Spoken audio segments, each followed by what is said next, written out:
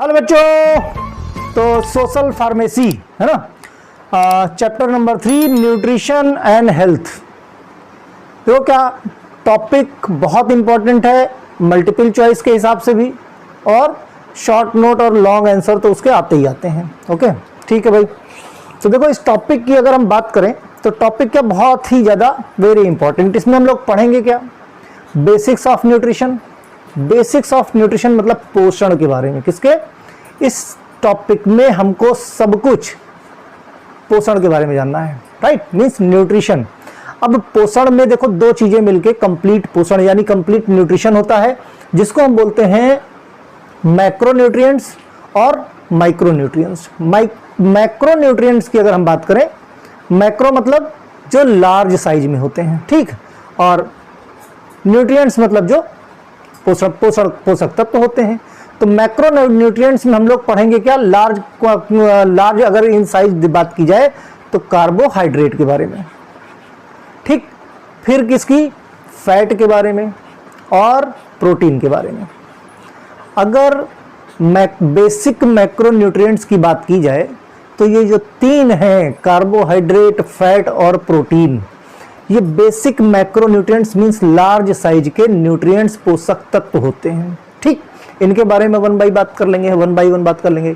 फिर अगर हम बात करें माइक्रोन्यूट्रिएंट्स की, मींस माइक्रोन्यूट्रिएंट्स की, माइक्रोन्यूट्रिएंट्स इसलिए बोलते हैं क्योंकि ये साइज में छोटे होते हैं। इनमें बेसिकली अगर हम बात करें कि समझा जाए तो हम लोग मिनरल्स और वाइटामिन्स के बारे में बात करें। किसके? वाइटामिन्स और मिनरल्स के बारे में, राइट। तो ये चीजें हमको इतनी पढ़नी है फिलहाल बेसिक्स ऑफ न्यूट्रिएंट्स में, यानी बेसिक न्यूट्रिशन तब हमको पता चलेगा। उसके बाद इसमें हमको importance of water and fibre in diet. Diet में हमको फाइबर्स कितना लेना है, कौन सा लेना है, ठीक, पानी कितना पीना है और इनके क्या इंपॉर्टेंस है। मीन्स अगर फाइबर हमने डाइट में नहीं लिया तो उससे नुकसान क्या होगा और फायदे क्या होंगे, और पानी अगर हमने कम पिया तो क्या प्रॉब्लम हो सकती है, राइट। फिर बात करेंगे one of the very important topic, that is balance diet. अक्सर लोग बात करते हैं बैलेंस डाइट हमको इनटेक करनी चाहिए, लेकिन बैलेंस डाइट होती क्या है, बैलेंस डाइट लिख तो देते हैं, समझ नहीं आती है ना। तो क्या होता है इस टॉपिक में हम वो देखेंगे उस वीडियो में। फिर introduction to food safety, food की सेफ्टी, फूड में जो मिलावट हो जाती है, अडल्ट्रेशन ऑफ फूड है ना, effect of artificial ripening, means जैसे आम वगैरह होते हैं है ना, या केला होते हैं, पेड़ से ना पक के आज के ट्रेंड में जल्दी प्रॉफिट बनाने के लिए लोग क्या करते हैं, मेडिसिन डाल के कुछ ना कुछ जो है केमिकल डाल के उसको पका लेते हैं। Okay, use of pesticide means ज्यादा पैदावार बढ़ाने के लिए पेस्टिसाइड्स का इस्तेमाल किया जाता है, जो इनडायरेक्टली फूड के साथ हम इनटेक करते हैं, चाहे हरी सब्जियों की बात हो चाहे रॉ मटेरियल की बात हो। Okay, generally modified food, genetically modified food mean hybrid. वजह क्या, पहले देखो अगर देखा जाए तो पहले 1 किलो अनाज बोया जाता था तो 3 किलो पैदावार होती थी, है ना, मीन्स 3 गुना ज्यादा। अब क्या होता है, 1 किलो अनाज बो दो तो 100 गुना ज्यादा, लगभग 100 टाइम्स या 50 टाइम्स का प्रोडक्शन हो गया। अब वो प्रोडक्शन कैसे हो गया, उसको जेनेटिकली मॉडिफाइड कर दिया गया। जो प्रोडक्ट था, जो हम बोते हैं, चाहे धान हो चाहे गेहूं, तो होगा क्या, जो ताकत 3 किलो अनाज में थी वो ताकत बट गई अब 50 किलो अनाज में।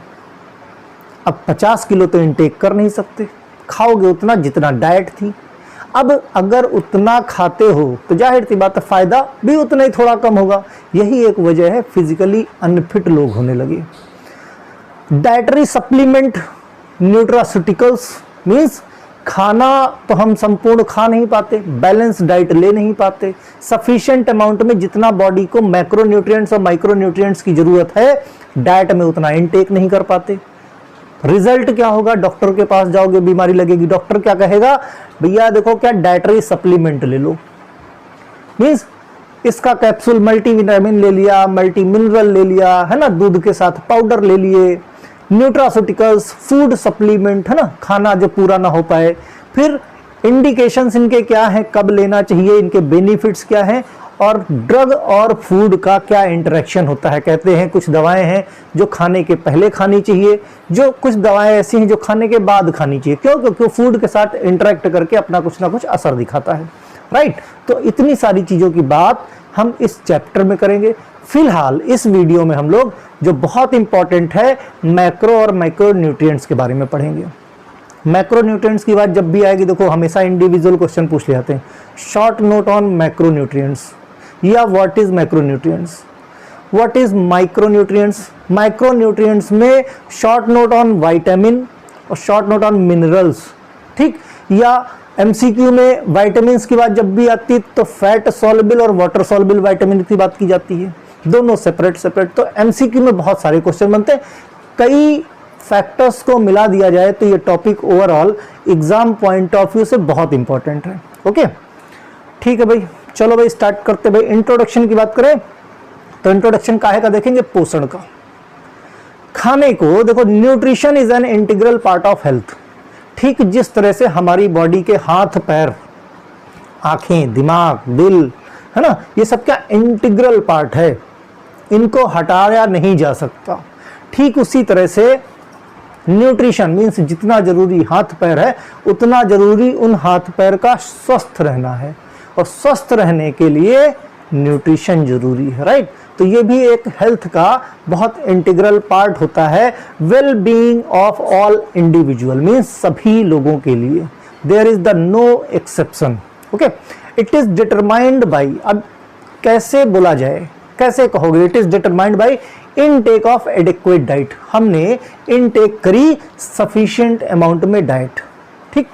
गुड न्यूट्रिशन क्या बोलता है, इनेबल्स एन एनिमल, जो लोग क्या है फिजिकली और सोशली लाइफ में एक्टिव हैं, अपनी सोशल या इकोनॉमिकल लाइफ में वो कैसे एक्टिव हो सकते हैं, जब वो फिजिकली फिट हों। फिजिकली फिट हो, मेंटली फिट हो, वो कैसे होंगे, जब वो एडिक्वेट अमाउंट में डाइट ऐसी लें जिससे उनको न्यूट्रिशन बराबर मात्रा में मिल सके। अब ऐसा नहीं है कि पिज्जा बर्गर ठूंसते चले जा रहे हो, पेट भरता चला जा रहा है, उससे बैलेंस डाइट ना मिलने वाली। खाना ऐसा खाओ जिसमें सब कुछ हो। ध्यान रहे इन चीज़ों का कि कौन कौन से इसेंशियल मिनरल्स हैं जो हमको लेने ही लेने हैं।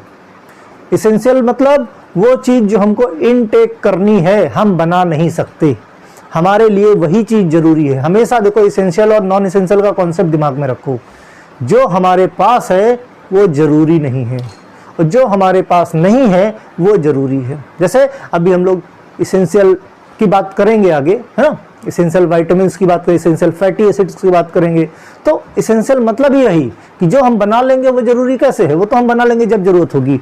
जो हमको बाहर से इनटेक करनी, that is the essential things. Okay, on the contrary mall nutrition reduces the physical growth. In case अगर न्यूट्रिशन सही नहीं लिया गया, खाना कम खाया गया या हेल्दी डाइट नहीं ली गई, बैलेंस डाइट नहीं ली गई, तो क्या हो जाएगा, माल न्यूट्रिशन हो जाएगा। मीन्स शरीर को पोषक तत्व तो कम मिलेंगे। जब कम मिलेंगे तो उसकी वजह से जो बॉडी की फंक्शनलिटी है वो इम्पेयर हो जाएगी, मीन्स वो गड़बड़ हो जाएगी, अच्छी नहीं हो सकती। डिसेबिलिटीज, बहुत तरह की डिसेबिलिटीज हो सकती हैं। मीन्स अगर विटामिन ए की बात करें, भाई ये भी तो न्यूट्रिशन का ही पार्ट है, अगर कम हो गया दिखाई कम देगा, है ना, कलर ब्लाइंडनेस हो जाएगी। कैल्शियम बॉडी के अंदर कम गया तो बोन्स और टीथ आपके वीक होते जाएंगे। कहने का मतलब अल्टीमेटली अगर सफिशिएंट अमाउंट में चीज़ें नहीं ली गई तो क्या होगा, बॉडी डिसेबल हो जाएगी, बहुत सारे जो बॉडी के फंक्शन है वो इम्पेयर हो जाएंगे। डिमिनिश द प्रोडक्टिविटी, तो जो काम आपको करना है, तो जो काम हेल्दी रह के अच्छे तरीके से किया जा सकता है वो काम करने में प्रॉब्लम होगी, राइट। सही प्रोडक्टिविटी नहीं हो सकती। प्रोडक्टिविटी मीन्स जो आप इनपुट करते हो, जो आप काम करते हो, वो काम सही ढंग से हो रहा है कि नहीं। It also reduce resistance to disease. Body में अगर सही मात्रा में सारे न्यूट्रिएंट्स हैं, अवेलेबल हैं, तो वो क्या करेंगे, हमको डिजीज से लड़ने की ताकत देते हैं। अगर कोई किसी तरह का कोई माइक्रोब्स आता है, किसी तरह की कोई एलर्जेंस आते हैं, किसी तरह का कोई सीजन में चेंज होता है, तो ऐसा नहीं कि बॉडी तुरंत बीमार हो जाती। बॉडी पहले लड़ती है। लड़ेगी कब, जब उसके अंदर ताकत होगी। ताकत कब होगी, जब उसके अंदर सही मात्रा में सारे न्यूट्रिएंट्स अवेलेबल होंगे। अगर बॉडी के अंदर न्यूट्रिएंट्स कम हो जाते हैं किसी भी तरीके से, तो बॉडी की लड़ने की क्षमता, भाई बॉडी में जब ताकत होगी, एनर्जी होगी, तभी तो लड़ पाओगे। राइट। जब एनर्जी ही कम बची है बॉडी में तो लड़ने की क्षमता कम हो जाती है। इसी तरह लिए क्या कहते हैं, reduce the resistance to disease, means कोई भी डिजीज आएगी और आपको लग सकती है। Okay, it is now well realized that nutrition is one of the important element of the primary health care. Primary health care के लिए सबसे पहले भी, कहीं भी आप जाते हो, दवा हुआ तो बाद का है, सेकेंडरी है, सबसे पहले हेल्दी अमाउंट में आपको न्यूट्रिएंट्स लेने, हेल्दी अमाउंट में आपको फूड इनटेक करना है, राइट। ये तो बात हुई का है कि इंट्रोडक्शन की। अब बात करते हैं भाई क्या होता है, what is the basic nutrition. Basic nutrition की बात करें तो बेसिक न्यूट्रिशन में क्या है, study of the component of food. Food क्या है भाई, थाली में रखा हुआ खाना है पूरा, ठीक। अब हमको क्या क्या चाहिए, तो बेसिक न्यूट्रिशन क्या होना चाहिए। उस थाली में सिर्फ खाना भर के, मीन्स चावल मान लिया एक थाली रख दिया तुमने, तो क्या वो पूरा खाना हो गया। दाल चावल रख दिया, क्या वो पूरा हो गया। या सब्जी चावल रख लिया, सब्जी रोटी रख दिया, तो मीन्स वो भरी हुई जो थाली है वो कैसी होनी चाहिए, उसके बारे में बात करेंगे, राइट। तो study of component of food, food के अंदर, जिसको हम फूड बोलते हैं, जिसको खाना बोलते हैं, उसके अंदर क्या क्या होना चाहिए। ओके, कॉल्ड न्यूट्रिशन, ठीक। तो कंपोनेंट क्या हुए, मीन्स जिनसे मिलकर खाना बना, that is called nutrients, okay, यानी पोषक तत्व। Okay, how they are ingested, किस तरह आपने उसको इनटेक किया, उसके बाद किस तरह आपने उसको डाइजेस्ट किया। डाइजेस्ट करने के क्या बात क्या होगा, देखो सिंपल सा फंक्शन है, कुछ भी आप खाते हो, ठीक, वो जो खाने का तरीका है वो बहुत मायने रखता है कि आपका खाना डाइजेस्ट होगा कि नहीं, ठीक। पहली चीज, पहला फैक्टर, किस तरह से आप फूड को इनटेक करते हो। दूसरा, कितनी क्षमता है आपके अंदर उस फूड को डाइजेस्ट करने की, क्योंकि ऐसा नहीं कि 1 किलो खाना खा लोगे तो 1 किलो डाइजेस्ट कर लोगे। खा जितना भी लोगे, शरीर में क्षमता होनी चाहिए डाइजेस्ट करने की। बहुत सारे लोग बहुत खाते हैं, नहीं डाइजेस्ट कर पाते, नहीं लगता है शरीर को, राइट। क्यों, क्योंकि उनके उन सब चीज़ों के लिए सिर्फ खाना ही सब कुछ नहीं होता है। बॉडी के अंदर गैस्ट्रिक जूस भी उसी मात्रा में होने चाहिए, सही समय पर रिलीज होने चाहिए, उनके भी बहुत सारे फैक्टर्स होते हैं। तो कितना हमने खाया, कितना उसमें से डाइजेस्ट हुआ। डाइजेस्ट होने के बाद भाई बॉडी में हमने इनटेक किया, डाइजेस्ट हुआ, डाइजेस्ट होने के बाद ब्लड में कितना पोर्शन एब्जॉर्ब हो गया। ब्लड में मीन सिस्टमिक सर्कुलेशन में, क्योंकि जो एब्जॉर्ब होगा ब्लड में वही हमारी सेल्स तक पहुंचेगा यूटिलाइजेशन के लिए। सेल्स हमारी आगे की अपनी एक्टिविटीज कर सकती हैं, राइट। तो कितना पोर्शन ट्रांसपोर्ट हुआ एंड यूज्ड, ट्रांसपोर्ट होके वो सेल्स ने उसका इस्तेमाल किया, including how they interact and how they are stored and excreted. किस तरीके से वो हमारी सेल्स के साथ, हमारी बॉडी के साथ इंटरेक्ट होता है फूड, और किस तरह से भाई ज़्यादा, भाई क्या अल्टीमेटली ग्लूकोज ही बनना है, क्या बनेगा, बॉडी में लिया तो ग्लूकोज बनना है ना। ग्लूकोज बनेगा तो ग्लाइकोजन बन जाएगा, ग्लूकोज से ग्लाइकोजन बन जाएगा, कार्बोहाइड्रेट बन जाएगा, फैट बन जाएगा ग्लूकोज से ही, राइट। तो कहने का मतलब वो किस तरह से इनटेक हुआ, और जितना अनडाइजेस्टेड रह गया वो एक्सक्रीट हो गया। While obviously important, nutrition is not the only factor that influence our food choice, what we eat। तो अगर बात की जाए तो जो हमारी चॉइस है, जो हम चाहते हैं, केवल यही फैक्टर नहीं होता है एक हेल्दी फूड के लिए। ठीक है, अगर आपको कुछ खाने का मन है तो ये एक अच्छा फैक्टर होता है, लेकिन हमेशा यही नहीं कि जो आप खाते हो वही सही है। खाने के लिए का न्यूट्रिएंट्स को, यानी पोषक तत्वों को 2 पार्ट में डिवाइड किया गया। कौन कौन से, एक होता है मैक्रो न्यूट्रिएंट्स, एक होता है micro nutrients.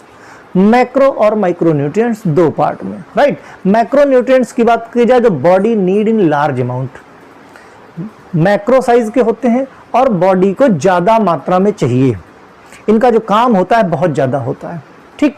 These are provide the body with the energy calories, ये सारे क्या करेंगे, बॉडी को एनर्जी प्रोवाइड करेंगे, ठीक, बॉडी के फंक्शन के लिए। फिर माइक्रोन्यूट्रिएंट्स की बात करें, micronutrients are those nutrients that the body needs in smaller amount. ये क्या, बॉडी को इनको बहुत कम मात्रा में, इनकी बहुत कम मात्रा में जरूरत होती है, बहुत कम मात्रा में शरीर को जरूरत होती है, राइट। बहुत ज्यादा नहीं, ट्रेसेस में, लेकिन जरूरी बहुत है, वाइटल है, मीन्स चाहिए जरूर। अब बात करें 1 by 1 मैक्रोन्यूट्रिएंट्स की, अगर हम बात करें जिनको बॉडी को ज्यादा मात्रा में चाहिए। Macro means large size, big size, है ना। As their name suggests, these are the nutrients which people need to eat regularly and fairly in large amount। ऐसी चीजें जो लार्ज अमाउंट में चाहिए, उसको ज्यादा से ज्यादा इनटेक करना पड़ेगा, मीन्स अमाउंट में भी ज्यादा खाना पड़ेगा, राइट। तो पीपल को मीन्स लोगों को उसको रेगुलरली और ठीक ठाक अमाउंट में उसको खाना है। दे इंक्लूड क्या है भाई, मैक्रोन्यूट्रिएंट्स, कार्बोहाइड्रेट हो गया, फैट हो गया हमारा, प्रोटीन हो गया, फाइबर्स हो गए, वाटर हो गए। पानी भी आपको खूब पीना है, फाइबर्स भी आपके डाइट में होना चाहिए, कार्बोहाइड्रेट भी होना चाहिए, प्रोटीन भी होना चाहिए, राइट, फैट भी होना चाहिए, ठीक। तो ये सारी चीजें क्या है, कैटेगरी में आती हैं मैक्रोन्यूट्रिएंट्स की। These substances are needed for supply of energy and growth. ये बॉडी के अंदर बॉडी बिल्डिंग में, सेल्स के मल्टीप्लिकेशन में, ठीक, बॉडी की ग्रोथ में, बॉडी को एनर्जी प्रोवाइड करने के लिए बहुत इसेंशियल होते हैं macronutrients. For the metabolism and other body function, means body को एनर्जी चाहिए मेटाबॉलिज्म करने के लिए और बाकी के फंक्शन परफॉर्म करने के लिए। Macronutrients provide a lot of calorie but number of calorie provided varies depending on the food source. जो मैक्रोन्यूट्रिएंट्स होते हैं ये बहुत बड़ी मात्रा में क्या प्रोवाइड करते हैं, हमको कैलोरी प्रोवाइड करते हैं, मीन्स एनर्जी प्रोवाइड करते हैं। लेकिन ये अलग अलग, इनका जो नंबर्स होता है, कार्बोहाइड्रेट में अलग होगा, प्रोटीन में अलग होगा, फैट में अलग होगा, है। तो अलग अलग फूड सोर्स जो होते हैं उसमें अलग अलग कैलोरी का अमाउंट होता है। फॉर एग्जाम्पल जैसे ईच ग्राम ऑफ कार्बोहाइड्रेट और प्रोटीन प्रोवाइड 4 कैलोरी। देखो टेबल भी नीचे बनी है। मीन्स अगर हम बात करें प्रोटीन और कार्बोहाइड्रेट, जब आप 1 ग्राम प्रोटीन और 1 ग्राम कार्बोहाइड्रेट खाते हो तो आपको कितना, 4 कैलोरी एनर्जी जो है मिलती है, 4 कैलोरी। 1 ग्राम कार्बोहाइड्रेट और 1 ग्राम प्रोटीन। अब ऐसा नहीं है प्रोटीन और कार्बोहाइड्रेट मिला के 1 ग्राम प्रोटीन खाया आपने 4 किलो मिल गई, 1 ग्राम आपने कार्बोहाइड्रेट खाया 4 कैलोरी आपको एनर्जी मिल गई, ठीक। ये सोर्स किसका, कार्बोहाइड्रेट प्रोटीन का, okay. While fat provides 9 calorie, जबकि जो फैट होता है, कहते हैं ना बॉडी में सबसे ज्यादा एनर्जी अगर कोई प्रोवाइड करता है तो दैट इज फैट। लगभग बोला जाता है approx double of carbohydrate. Carbohydrate से जो आपको एनर्जी मिलती है उसका डबल अमाउंट में एनर्जी मिलती है फैट से। तो अगर 1 ग्राम आप फैट खाते हो तो आपको 9 कैलोरी, ठीक, 9 कैलोरी आपको एनर्जी प्रोवाइड होती है। क्लियर। तो प्रोटीन की बात की जाए तो 4 ग्राम, 1 ग्राम में 4 कैलोरी, याद रहे। 1 gram of protein, 1 gram of protein provides 4 calorie, ठीक। उसी तरह 1 gram of carbohydrate provides 4 calorie, but 1 gram of carbohydrate means 1 gram carbohydrate 9 calorie energy body को प्रोवाइड करता है। क्लियर, ठीक। नेक्स्ट बात करें अगर हम तो माइक्रोन्यूट्रिएंट्स की। माइक्रोन्यूट्रिएंट्स मीन्स जो हमारी बॉडी को कम अमाउंट में जरूरत पड़ती है in comparison to macro. Their name indicate micro means small. Micronutrients are the substance which people need in their diet only in small amount. बहुत कम अमाउंट में इसको, लेकिन चाहिए सारे, क्योंकि इनके नंबर्स बहुत ज़्यादा हैं। ये हर रिएक्शन में, बॉडी के हर रिएक्शन में हेल्पफुल होते हैं, ठीक। एक तरह से कह लो तो कैटलिस्ट का काम करते हैं, होने वाली रिएक्शन को अच्छा और इम्प्रूव कर देते हैं। और अगर ये एब्सेंट है तो कई बार केसेस में रिएक्शन ही नहीं होती, इसीलिए ये बहुत जरूरी होते हैं। These includes the mineral and vitamins. Micronutrients मैंने पहले भी बताया क्या क्या है, vitamin and minerals, right. Although most food are mixture of nutrients, many of them contains a lot of one nutrients and little of other nutrients. बहुत सारे ऐसे फूड होते हैं जो मिनरल्स या विटामिन डेडिकेटेड होते हैं, उसको आप इनटेक करते हो। तो मान लिया जैसे कैरेट की बात की जाए, है ना, कैरेट मतलब गाजर की बात की। अब गाजर में विटामिन ए सबसे ज्यादा होता है, ठीक, मीन्स उसमें अमाउंट ऑफ विटामिन ए ज्यादा होता है, रेटिनॉल की मात्रा ज्यादा होती है। लेकिन ऐसा नहीं है कि उसमें खाली विटामिन ए ही होता है, बाकी के भी विटामिन होते हैं, मिनरल्स होते हैं। कहने का मतलब बहुत सारे ऐसे फूड हैं जिसमें एक कोई माइक्रोन्यूट्रिएंट्स ज्यादा है और दूसरा थोड़ा सा कम है, ठीक। अब बात करें का है कि मैक्रोन्यूट्रिएंट्स और माइक्रोन्यूट्रिएंट 1 बाय 1 बात कर लेते हैं। मैक्रोन्यूट्रिएंट्स में सबसे पहले क्या आता है भाई, हम पढ़ते हैं कार्बोहाइड्रेट को, वो स्टेप बाय स्टेप कार्बोहाइड्रेट पढ़ेंगे, प्रोटीन पढ़ेंगे, फिर फैट एंड ऑयल्स पढ़ेंगे, तो ये मैक्रोन्यूट्रिएंट्स की कैटेगरी हो जाएगी। Carbohydrates are refer to as energy giving food. भाई कार्बोहाइड्रेट को हम कहते हैं क्या, एनर्जी गिविंग फूड होता है भाई। चाहे चावल से खा लो, गुड़ से खा लो, केला से खा लो, मीन्स हर वो चीज समझे जिससे कार्बोहाइड्रेट मिलता है वो इंस्टेंट एनर्जी प्रोवाइड करता है। जैसे सीधा सीधा शक्कर खा लो, ग्लूकोज खा लो। भाई ग्लूकोज पीते हैं हम, ग्लूकोज क्या है? A type of carbohydrate. शक्कर घर में खाते हैं, क्या है शक्कर? कार्बोहाइड्रेट है। भाई सुक्रोज ही तो है जो हमारे घरों में अवेलेबल है शक्कर के फॉर्म में, जिसका अगर हम डिटेक्शन करें तो क्या होगा? ग्लूकोज एंड फ्रक्टोज होता है। जो मार्केट से ग्लूकॉन डी लेके आते हो वो क्या है? कार्बोहाइड्रेट है, हमको इंस्टेंट एनर्जी दे रहा है। जो गुड़ खाते हो, गुड़ खाते हो, केला खाते हो, बहुत सारे ऐसे फाइटर्स होते हैं, बहुत सारे ऐसे रनर्स होते हैं, वो इंस्टेंट एनर्जी के लिए जब उनको रन करना होता, फाइट करना होता तो ढेर सारा केला खाते हैं। इन केस ऑफ खली, उसने तो शायद कुछ स्टेटमेंट भी दिया था, है ना, ढेर सारा कितना दर्जन केला खाता है, राइट। हाँ, they provide the energy in the form of calorie. सभी जितने भी हैं वो किस फॉर्म में? कैलोरी के फॉर्म में अपनी एनर्जी प्रोवाइड करते हैं। That the body needs to be able to work, support other function. हम चल रहे हैं, अगर हमारे ब्लड में ग्लूकोज का लेवल कम हो जाएगा तो क्या होगा? क्या हम इस तरह से अपने बॉडी के फंक्शन कर सकते हैं? थोड़ी दूर चलोगे थकने लगोगे। क्यों? क्योंकि हमारी बॉडी हमको जब एनर्जी देगी, बॉडी एनर्जी देगी तभी तो एनर्जी किस फॉर्म में देगी? एटीपी के फॉर्म में देगी, तभी तो हम अपने वर्क कर पाएंगे। और सेल्स को एटीपी प्रोडक्शन के लिए ग्लूकोज की जरूरत पड़ती है। ग्लूकोज कहाँ से मिलेगा? कार्बोहाइड्रेट से मिलेगा। भाई मोनोसैकेराइड भी मिलेगा, डाइसैकेराइड भी मिलेगा, पॉलीसैकेराइड भी मिलेगा। ग्लूकोज हो गया, लैक्टोज हो गया, माल्टोज हो गया, गैलेक्टोज हो गया, सुक्रोज हो गया, है ना, ये सब क्या है? स्टार्च है, ये सब क्या है? ग्लाइकोजन है, ये सब टाइप ऑफ कार्बोहाइड्रेट्स हैं। ओके, हाँ, तो बॉडी फंक्शन और बॉडी फंक्शन के को सपोर्ट करने के लिए जो हेल्प करते हैं, जो कार्बोहाइड्रेट से हमको कैलोरी मिलती है। Carbohydrate are needed in large amount of by the body. Body को बहुत ज्यादा अमाउंट में कार्बोहाइड्रेट की जरूरत पड़ती है। Indeed up to 65% our energy comes from carbohydrate. देखो लॉजिक है ना, लॉजिक क्या? हमारी बॉडी को लगभग 65% एनर्जी कहां से मिलती है? कार्बोहाइड्रेट से मिलती है। थोड़ी देर पहले हमने क्या पढ़ा था कि जो फैट होता है कार्बोहाइड्रेट से लगभग डबल एनर्जी हमारी बॉडी को प्रोवाइड करता है। ठीक, तो हम फैट पढ़ेंगे तो इस पॉइंट को याद रखना, वहां पे ये पॉइंट डिस्कस करेंगे।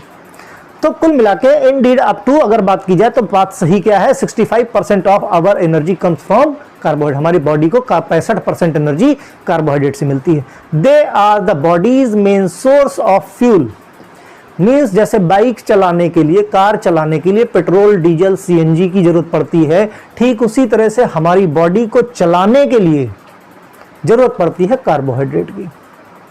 तो बॉडी को फ्यूल की जरूरत पड़ती है और वो फ्यूल क्या है? एनर्जी का सोर्स क्या है? कार्बोहाइड्रेट है हमारी बॉडी में। Okay, they are easily converted into energy. This energy is usually in the form of glucose. भाई कार्बोहाइड्रेट किससे मिलकर बना? भाई जैसे पॉलीसैकेराइड है, स्टार्च आपने खाया, ठीक, ग्लाइकोजन बॉडी में आपकी है, ये पॉलीसैकेराइड है, पॉलीसैकेराइड टूटेगा डाइसैकेराइड में, डाइसैकेराइड किसमें टूटेगा? मोनोसैकेराइड में, दैट इज ग्लूकोज। और ग्लूकोज क्या है? In the form of fuel, right, which all tissues and cells in our body readily use. फिर उस ग्लूकोज को हमारी बॉडी इस्तेमाल करती है और इस्तेमाल करके बनाती है एटीपी, और वो एटीपी से हम दौड़ते हैं, राइट। फॉर द ब्रेन, अब क्या है, अगर यही एनर्जी कम पड़ जाए तो ना आपका दिमाग काम करेगा, ना दिल काम करेगा, ना आपका डाइजेस्टिव सिस्टम काम करेगा।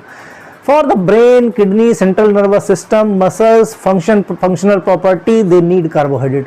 मीन्स बॉडी में सिर्फ ये तो वाइटल ऑर्गन हो गए, भाई लंग्स की बात हो गई, ब्रेन की हो गई, किडनी की हो गई, नर्वस सिस्टम की हो गई, मसल्स की हो गई, टिश्यूज की हो गई। इनको चाहिए क्या? इनको चाहिए फ्यूल। जैसे गाड़ी को चलने के लिए चाहिए पेट्रोल, वो फ्यूल क्या है? ईंधन क्या है? वो ईंधन है कार्बोहाइड्रेट। ठीक, these carbohydrate are usually stored in the muscles and liver. किस फॉर्म में? ये जो ग्लूकोज है, जो कार्बोहाइड्रेट है, किस फॉर्म में? पॉलीसैकेराइड के फॉर्म में। ठीक, where they are use later. अच्छा, जैसे हमारे ब्लड में भाई ग्लूकोज, भाई कार्बोहाइड्रेट आपने खा लिया, ठीक, खाया, खाने के बाद जितना जरूरत थी, है, जितना जरूरत थी उतना इस्तेमाल हो गया, है ना, जितना जरूरत थी उतना पोर्शन इस्तेमाल हो गया। बाकी का जो बचा हुआ पोर्शन है वो क्या होगा? भाई हमारे पैंक्रियाज में इंसुलिन का सिक्रीशन होता है। वो इंसुलिन जितना पोर्शन बच जाएगा बॉडी में, ग्लूकोज मीन्स ब्लड में, उसको क्या करेगा? पैंक्रियास से इंसुलिन सिक्रेशन होगा और इंसुलिन की प्रेजेंस में क्या होगा, ग्लूकोज से ग्लाइकोजन में कन्वर्ट हो जाएगा। और ये हमारी मसल्स में, हमारे लीवर में इमरजेंसी पॉइंट ऑफ व्यू से दोबारा जब जरूरत बॉडी में एनर्जी कम पड़ेगी फिर से ये ग्लाइकोजन से ग्लूकोज में कन्वर्ट हो जाएंगे। क्लियर? तो बात रही है कि कार्बोहाइड्रेट। अब मेन सोर्स की बात की जाए तो सोर्स ऑफ कार्बोहाइड्रेट क्या है?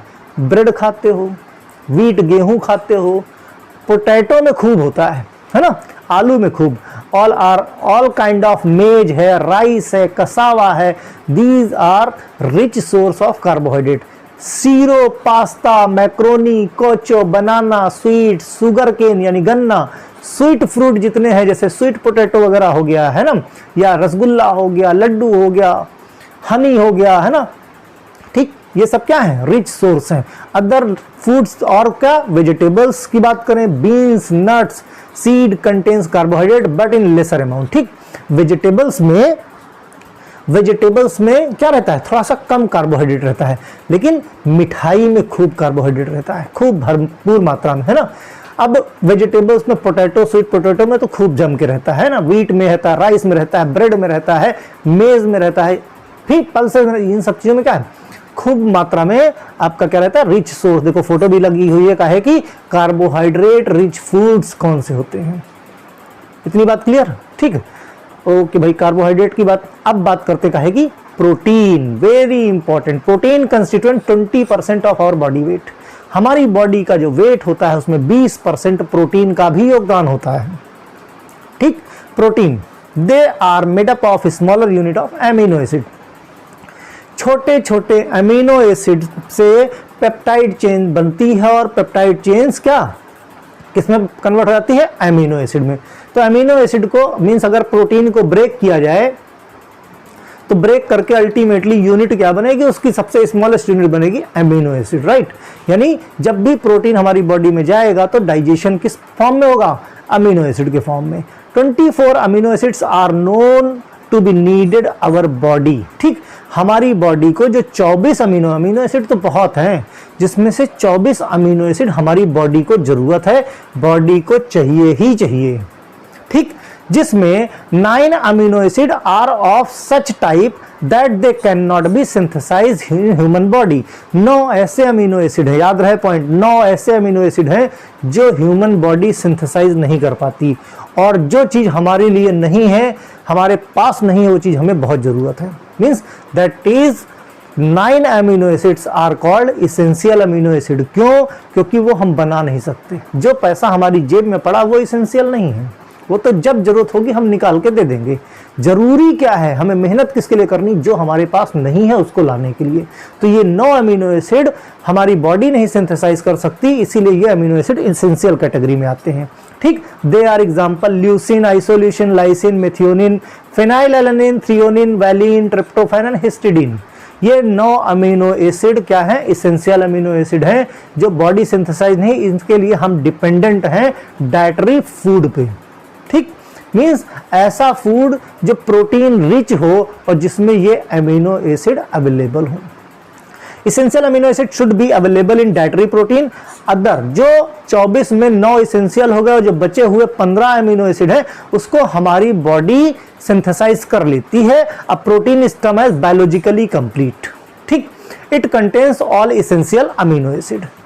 अगर जिस प्रोटीन में ये 24 है, 15 जो आपके नॉन इसेंशियल और जो 9 इसेंशियल है, टोटल 24 अमीनो एसिड प्रेजेंट हैं जिस प्रोटीन में, उस प्रोटीन को हम बायोलॉजिकली एक्टिव या बायोलॉजिकली कंप्लीट प्रोटीन बोलते हैं।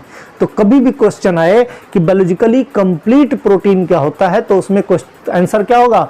जिसमें 24 अमीनो एसिड, 9 इसेंशियल और 15 non essential amino acid available होते हैं। ठीक, when 1 or more essential amino acids are lacking, अगर एक या एक से ज्यादा अमीनो एसिड उसमें कम है तब protein are called biologically incomplete. 24 में अगर 23 अमीनो एसिड हैं तो उसको क्या बोलोगे?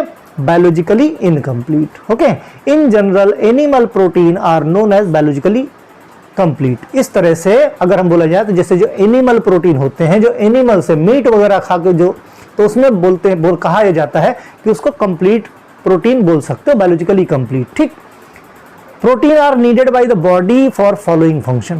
प्रोटीन की जरूरत हमारी बॉडी को कुछ फंक्शन, जैसे बॉडी बिल्डिंग की जरूरत पड़ती है, बॉडी में कहीं कुछ सेल्स डैमेज हो गई हैं तो उनके रिपेयरमेंट में जरूरत पड़ती है, सेल्स के मल्टीप्लिकेशन के लिए जरूरत पड़ती है, टिश्यूज के लिए ही मीन सेल की जरूरत, अल्टीमेटली टिश्यू, कहीं भी टिश्यू डैमेज हो गया तो उसमें रिपेयर के लिए प्रोटीन की जरूरत पड़ती है। सिंथेसिस ऑफ सब्सटेंस लाइक कैसे, जैसे अमीनो एसिड हो गया बॉडी के अंदर, है ना। एंटीबॉडीज मीन्स प्रोटीन की जरूरत सबसे ज्यादा एंटीबॉडी, है ना, एंटीबॉडी बनाने में, प्लाज्मा प्रोटीन बनाने में, हीमोग्लोबिन बनाने में, एंजाइम, हार्मोन, कोगुलेशन फैक्टर बनाने में। मतलब इंटरनली अगर बॉडी में प्रोटीन की कमी है तो बॉडी इंटरनली आपकी वीक रहेगी, चाहे कार्बोहाइड्रेट जितना खा लो। भाई अगर एंटीबॉडी ही नहीं बन पाएगी सही से, सही टाइम पे, सही डिजीज के अगेंस्ट में, तो हमेशा बीमार रहोगे। प्लाज्मा प्रोटीन नहीं बन पाएगी, अगर हीमोग्लोबिन नहीं बन पाएगा, अगर हीमोग्लोबिन सही अमाउंट में नहीं है तो ब्लड आपका किसी काम का नहीं। बहुत सारे एंजाइम्स, बहुत सारे हार्मोन्स, बहुत सारे कोगुलेटिंग फैक्टर्स बहुत नीड होती है, इसीलिए ये सारे जो मैक्रो एलिमेंट है, मैक्रो न्यूट्रिएंट्स है, ये बहुत इंपॉर्टेंट है। They supply energy at the 4 kilocalorie per gram, पर कैलोरी 4 कैलोरी, राइट। 1 ग्राम में कितना मिलेगा, 1 ग्राम में मिलेगा 4 कैलोरी, क्लियर।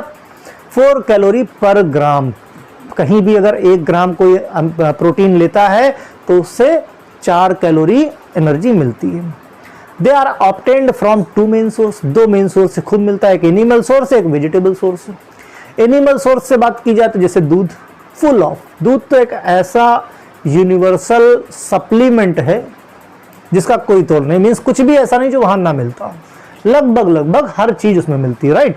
तो कहीं भी सोर्स की बात आए तो एनिमल सोर्स में किसी भी न्यूट्रिएंट्स, माइक्रो न्यूट्रिएंट्स की बात आए तो सोर्स में आप मिल्क हो गया, मीट हो गया, एग हो गया, चीज हो गया, फिश, लगभग सब कुछ मिलता है एनिमल को, इसीलिए हम लोग क्या बायोलॉजिकली कंप्लीट बोलते हैं। वेजिटेबल सोर्स की बात करें, वेजिटेबल सोर्स में लेग्यूम्स हो गए, पल्सेस, दाल में कहते ही हमेशा प्रोटीन खूब होता है ना। सीरियल्स की बात हो गई, बीन्स की, नट्स, ऑयल सीड, केक, ये सब क्या है, रिच सोर्स ऑफ प्रोटीन। तो 2 सोर्स हो गए, एनिमल सोर्स और आपके वेजिटेबल सोर्सेस हो गए। They are poor in essential amino acid source of protein. कौन से, इसेंशियल मीन्स इनमें प्रोटीन तो होगा, तो पुअर है इसेंशियल अमीनो एसिड, कैसे, जो हमारी बॉडी नहीं बना पाती है, ठीक है। Protein requirement for the different age group, अब अलग अलग एज ग्रुप के लिए अगर हम बात करें, they are poor in essential amino acid source of protein, okay, ठीक। ये सब क्या है, रिच सोर्स है ना, रिच सोर्स। इस पॉइंट को हटाओ, यहां से कोई जरूरत नहीं इसकी, no need of this point, है ना। प्रोटीन रिक्वायरमेंट की बात की जाए अलग अलग एज ग्रुप के लिए, ये भी पॉइंट, ये क्या है, पर केजी, देखो क्या है, ये ग्राम में है। देखो 0 से 3 महीने का अगर बच्चा है तो 2.3 ग्राम। अब कितने केजी का है, जितने केजी का, 3 केजी का मान लिया बच्चा है ना, 3 महीने का बच्चा मान लिया 3 किलो का है या 4 किलो का है। अगर 3 किलो का हुआ तो 2.3 को 3 से मल्टीप्लाई कर दो, 4 किलो का है तो 4 से मल्टीप्लाई कर दो, इतना उसको, इतनी प्रोटीन उसको 1 दिन में चाहिए। 1 दिन में कितना चाहिए, 2.3, और जितने केजी का उससे मल्टीप्लाई कर दो। अब 3 से 9 साल का बच्चा अगर है ना, तो 1.8 को जितने केजी का है उससे मल्टीप्लाई कर दो, 1 दिन में इतना चाहिए। 9 से 12 महीने का बच्चा है तो 1.5 को उस जितने केजी का बच्चा है उसे आप, तो देखा जाए तो जैसे जैसे केजी बढ़ता जाता है, जैसे जैसे क्या है कि जैसे जैसे बच्चे छोटे होते हैं उनको एनर्जी की रिक्वायरमेंट बहुत ज़्यादा होती है, तो कभी कम कभी ज़्यादा, इस तरह से बॉडी को रिक्वायरमेंट होती रहती है। चिल्ड्रन की बात करें, 1 से 3 साल 1.83, 4 से 6 साल 1.56, 7 से 9 साल 1.35, 10 से 12 साल 1.25, 13 से 15 साल 1.1, 16 से 18 होगा 0.9। ये बेसिकली 1.85 है, क्या है, 85 है, और ये शायद 0.87 के आसपास, राइट।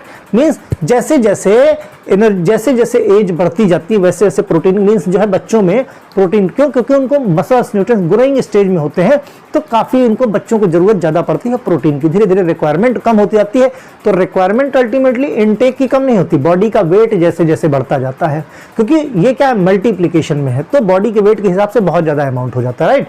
तो इसी हिसाब से जैसे जैसे वेट बढ़ता है वैसे वैसे इनटेक का जो यूनिट होता है वो कम होता जाता है। The protein requirement of the women increase during the pregnancy.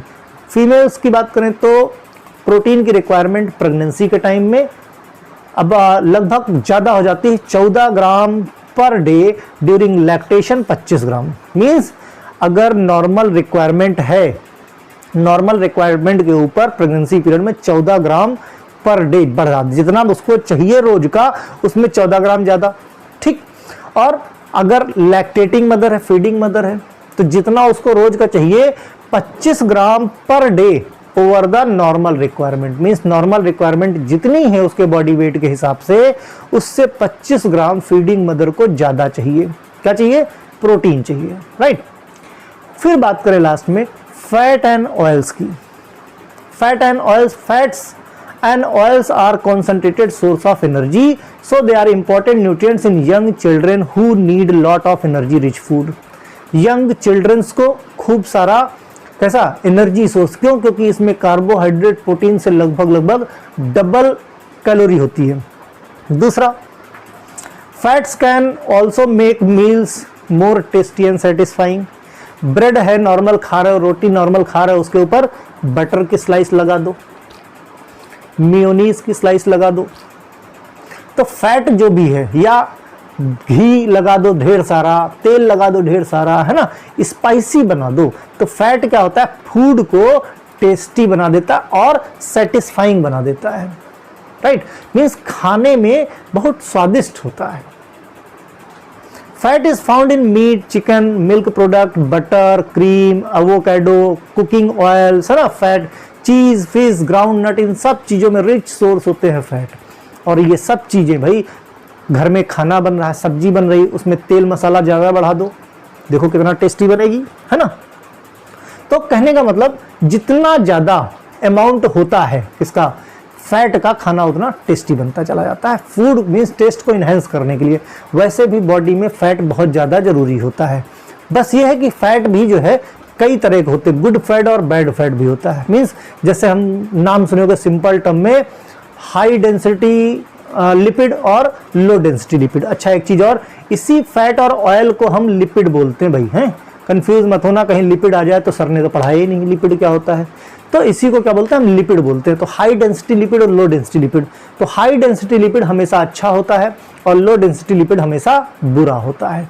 क्यों होता है? क्योंकि जो लो डेंसिटी लिपिड होता है वो लीवर से, लीवर में जो कोलेस्ट्रॉल होता है उसको लेके जाता है पेरिफेरल टिश्यूज तक, मीन्स एडिपोज टिश्यू और हमारी ब्लड वेसल्स तक। जितना उनको रिक्वायरमेंट होती है उतना वो यूटिलाइज करते हैं, और जो अनरिक्वायर्ड है वो वहीं पड़ा रह के डिपॉजिट हो जाता है।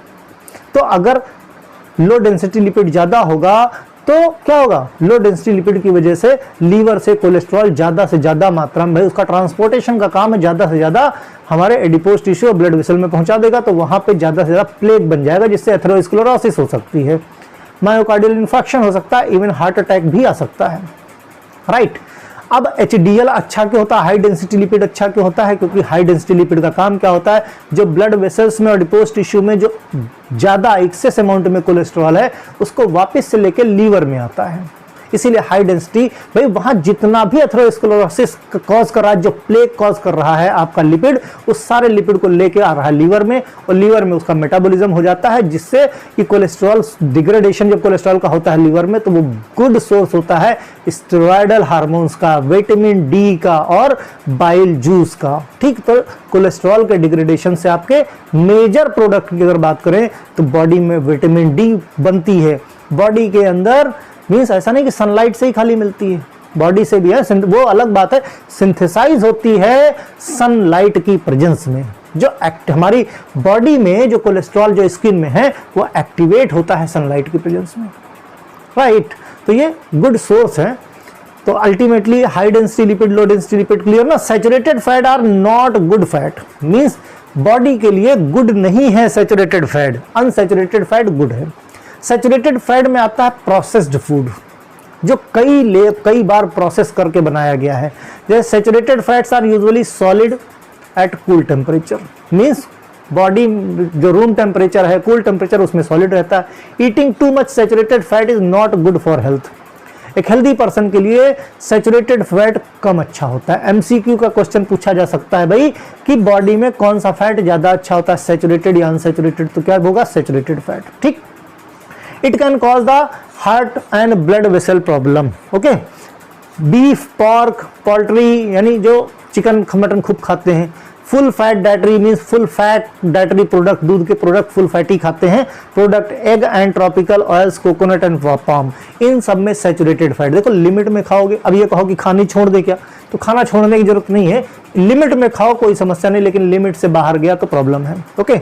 अनसैचुरेटेड फैट की बात करें, they are usually liquid at room temperature, room temperature पर लिक्विड होते हैं जिसको हम ऑयल बोल सकते हैं।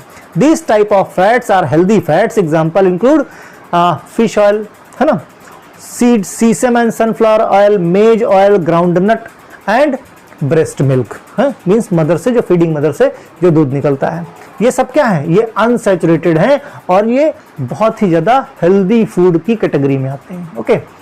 नेक्स्ट बात करें हम माइक्रोन्यूट्रिएंट्स की, इसकी माइक्रो, ये बात कहे कि रही मैक्रोन्यूट्रिएंट्स की, हाँ, तो माइक्रोन्यूट्रिएंट्स हम लोग बात करेंगे नेक्स्ट टर्न पे, ओके। यहीं से शुरू करेंगे क्योंकि वीडियो छोटे छोटे बनाएंगे, थोड़े ज्यादा हो जाएंगे, लेकिन क्या है उनकी प्लेलिस्ट में नीचे दे दूंगा तो किसी तरह की प्रॉब्लम नहीं होगी, ओके। बाय।